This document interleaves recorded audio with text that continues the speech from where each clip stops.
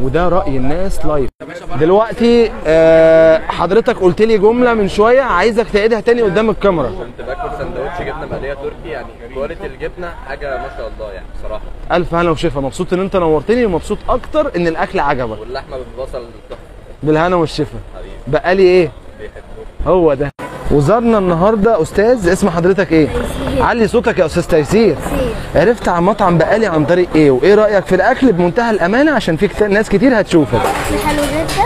ايوه، ولازم تيجي تجربه وعليه سندوتش عليه العوض. بألف هنا وشفا. هتجيلنا تاني؟ ان شاء الله. جاي منين؟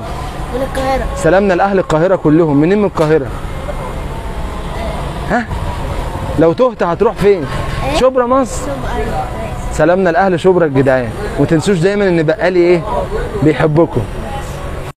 وهو ده اللي بيسموه الدخول المفاجئ. معانا مستر محمد جمال. محمد جمال منين؟